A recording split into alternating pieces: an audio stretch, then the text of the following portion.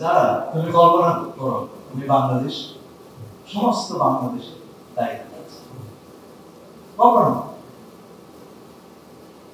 তুমি আমাদের সবার জন্য যে স্বপ্নের বাংলাদেশ সেই জায়গাতে কি করে আমাদেরকে এমন বাংলাদেশ আমরা গড়ব যেখানে প্রত্যেক নাগরিক দেশ গঠনে সক্রিয়ভাবে অংশগ্রহণ করতে পারবে। আমাদের তরুণরা, আমাদের নারীরা, আমাদের প্রবাসীরা সক্রিয়ভাবে দেশ গঠনে অংশগ্রহণ করতে পারবে। এখানে অনেকেই বলেছেন আমাদের তরুণদের মধ্যে কিন্তু একটা প্রজন্মগত রূপান্তর ঘটে গেছে। তরুণরা যাতে রাজনীতি বিমুখ না হয়, তরুণরা এখন রাজনীতি নিয়ে যতখানি ইন্টারেস্টেড, দেশ গঠনে যতখানি ইন্টারেস্টেড, এটা আমাদের লালন করতে হবে। আমরা জুলাই মাসে দেশের প্রায় প্রত্যেকটা জেলায় গিয়েছি এবং নিজ চোখে দেখে এসেছি যে জোয়ার তরুণদের মধ্যে এসেছে। তারা দেশ নিয়ে ভাবছেন, স্বপ্ন দেখছেন, দেশ গঠনে কাজ করার চিন্তা করছেন।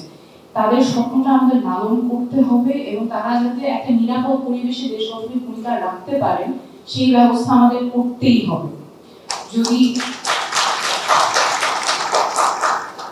যদি আবারও তরুণদের স্বপ্ন ভঙ্গ হয়, তাদের যদি আবার আশাহত হতে হয়, বারবার রাস্তায় নামতে হয়, যেটা বলেছেন, আমার মনে হয় দেশ আবার একটা সংকটে পড়বে, সেই জায়গায় আমরা যেতে চাই না। আমাদের ঠাকুরগাঁয়ের লামিন, সিরাজগঞ্জের জুবায়ের যে আশা নিয়ে 24-এ মাঠে নেমেছিল, যে স্বপ্ন নিয়ে মাঠে নেমেছিল, সেটা আমাদের বাস্তবায়ন করতে হবে। আমরা ঝালকাঠিতে একজন কৃষকের সাথে দেখা হয়েছিল, রতন হালদার, তার ছেলে রাজীব হালদার, তিনি আন্ডারগ্রেড পাস করেছেন, কিন্তু একটা সরকারি প্রজেক্ট একটি বাড়ি একটি খামারে পিয়নের চাকরির জন্য 7 লাখ টাকা ঘুষ চেয়েছে। সেরকম যাতে আর না হয়, আমাদের তরুণদের কর্মসংস্থান পেতে যাতে বেগ পেতে না হয়, আমরা যাতে তাদের প্রতি বিনিয়োগ করতে পারি, তাদের ক্যাপাসিটি বিল্ডিং বিনিয়োগ করতে পারি। এবং আমাদের তরুণরা তো কিছুতেই কম না, আমাদের তরুণরাই তো বাইরে গিয়ে টপ ইন্ডাস্ট্রিজে কাজ করছে, বাংলাদেশি তরুণরাই কাজ করছে। তাহলে why can't we do the same in Bangladesh?